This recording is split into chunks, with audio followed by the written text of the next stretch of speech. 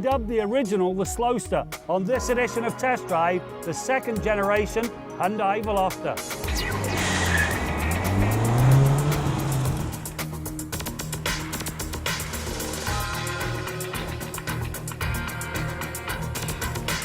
When we tested the original Veloster, it quickly earned the nickname Slowster because of its dismal performance. Something that suggests velocity in its name should have a little bit of get up and go.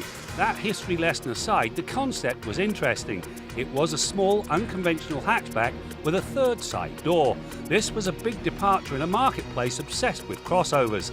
The latest Veloster follows the same recipe, but it arrives with a bolder look and a better drive.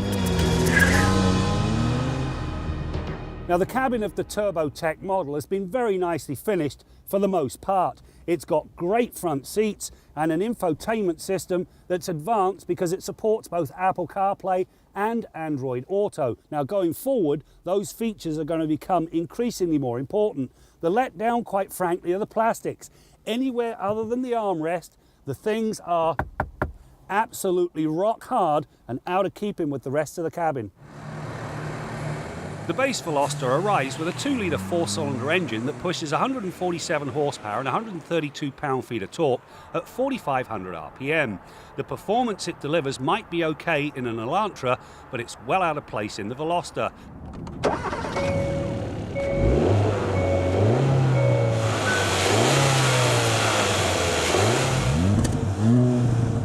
As such, the only real engine choice is the 1.6-litre turbocharged 4. It makes a much healthier 201 horsepower and 195 pound-feet of torque at 1,500 RPM. The bonus is an overboost function that pushes peak torque to 202 pound-feet during hard acceleration. Now, this Veloster Turbo does have an entertaining turn of speed. It'll get you to 100k in 7.2 seconds, and it does the more important 80 to 120 passing move in about 4.5 seconds. Both those numbers are fast enough.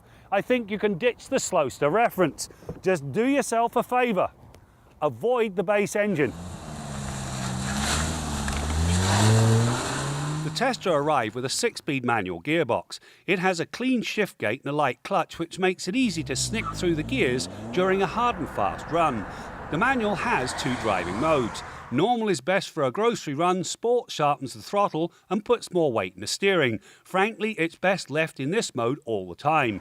Now, before the panic sets in, there is a 7-speed twin-clutch transmission for the shiftless.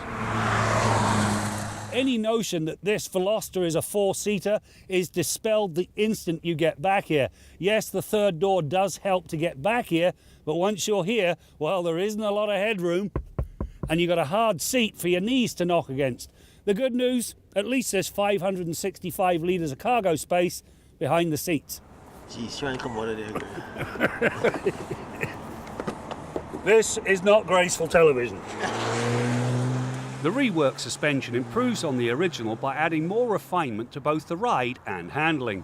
With McPherson struts up front and a multi-link design in the back, the Veloster, even in turbo guise, balances the need for comfort with the ability to keep the body flat through a fast corner.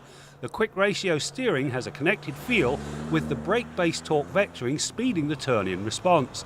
It fairly flew through the pylon test in a manner that can only be described as tenacious.